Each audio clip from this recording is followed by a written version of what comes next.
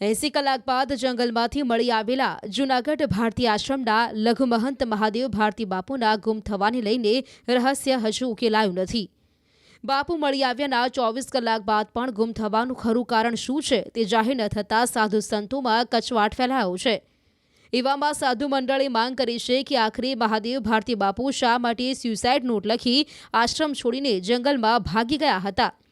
આ મુદ્દે ખુલાસો કરવાની માંગ સાથે સાધુ મંડળના અધ્યક્ષ હરિદાસ બાપુએ ગંભીર અને ખળભળાટ મચાવતું નિવેદન આપ્યું છે. હરિદાસ બાપુએ કહ્યું કે જો કુકર્મ થયું હોય તો જ બાપુએ આશ્રમ છોડીને જવું પડે.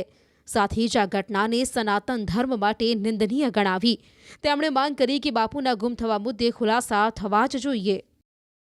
सनातन धर्म ऊपर बहुत बड़ो आक्षेप और बहुत घृणा दृष्टि से पब्लिक भक्तों और बड़े सेवकों देखी रही है. कारण कि हमारा कुकर में कोई थिया हो तो ज अपने मंदिर भागी सके एवी रीते तो न होय. कारण कि अपने साधु सब कुछ छोड़ी मरवे माटे ज अपने रोज मरता और रोज जीता हो. अब आगे बात करिए कि अमुक बापू महादेव भारती बापू गायब थिया एनी गुरुश्री हरियानंद बापू यहाँ से आश्रम में और बधे मौन से कई बोलतो नहीं. कारण बापू आ तमारे ऊपर कोई लांछना नहीं लगता. आ बधे साधु समाज ऊपर लागी रहा है. और हमारा एम तो संन्यास से वैष्णव विरक्त मंडल अलग से, लेकिन साधु पूरे गिरनार पूरे गुजराती साधु समाज ऊपर बदनाम थी रहा है. बापू जो भी बात हो ये खुलासा करो और इन्हें तपास करो. पुलिस से विनती करिए कि नहीं जल्दी जितना तत्काल हो निराकरण लाओ. सनातन धर्म माटे बहुत शर्मनाकजनक बात है. आ बीजू को कई बोलता केम नहीं. बाकी बात तो शिवरात्रि मेलानी हो परिक्रमा विषय में तो चार आदमी चार महात्मा गंभीर निर्णय ले लेता हो. धार्मिक विषय में तुम अकेले निर्णय ले लिया हुआ. तुम्हारा आश्रम में पोतानी जो धंधा चलता हो जो दुष्कर्म बारे में वीडियो वायरल थी रहा है एने बारे में कोई जवाब तो आपो बापू. कोई महाराज साहब नम्र विनंती करिए जेटला भवनाथ में जेटला हमारा साधु संतोष है और वडील से बधे से विनंती करिए कि आ बारे में खुलासा जल्द से जल्द करवो જોઈએ. 2 નવેમ્બરે વહેલી સવારે ભારતી આશ્રમના લઘુ મહંત મહાદેવ ભારતી બાપુ આશ્રમમાંથી ગુમ થયા હતા અને તેમના નિવાસ સ્થાનેથી 3થી વધુ પાનાની એક સ્યુસાઇડ નોટ મળી આવતા ખળભળાટ મચી ગયો હતો. 3 દિવસની સઘન શોધખોળ બાદ મહાદેવ ભારતી બાપુ મંગળવારે એટવા ઘોડી જંગલ વિસ્તારમાંથી મળી આવ્યા હતા. બાદમાં તેઓને સારવાર માટે સિવિલ હોસ્પિટલમાં ખસેડવામાં આવ્યા હતા. બાપુની સારવાર ચાલી રહી હતી ત્યારે મહાદેવ ભારતીના ગુરુ તથા ભારતી આશ્રમના મહંત હરિહરાનંદ બાપુ તથા ઇન્દ્ર ભારતી બાપુ તેમના ખબર અંતર જાણવા પહોંચ્યા હતા. આ દરમિયાન બાપુના હેમખેમ મળી આવવા પર બંને સંતોષ વ્યક્ત કર્યો હતો. જો કે બાપુ શા માટે આશ્રમ છોડીને ભાગી ગયા હતા તે મુદ્દે કોઈ જ ખુલાસો કર્યો ન હતો.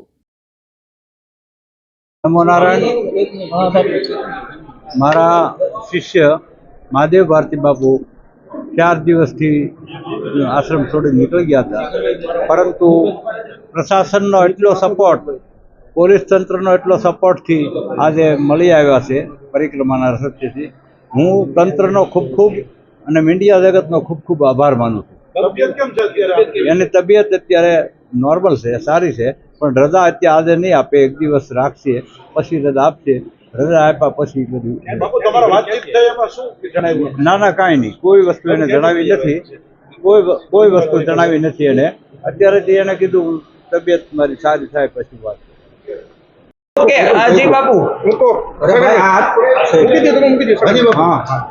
આજે 5-6 દિવસના પોલીસ ડિપાર્ટમેન્ટના મહેનતથી અમને જે એને મહેનત કરી છે ડિપાર્ટમેન્ટે એને અમે વધાવીએ છીએ.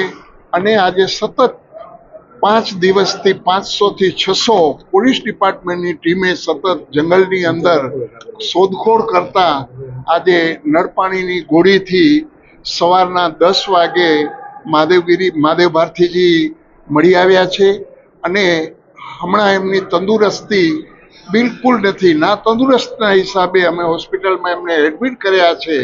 અને કોઈ પણ જાતની પૂછપરછ હજી અમે કોઈ જાતની કાંઈ કરી જ નથી, શું છે શું નહીં. અને જ્યારે એકદમ તંદુરસ્ત થઈ જશે પછી અમે એમની સાથે વાર્તાલાપ કરી અને આપને આગળ જણાવશું.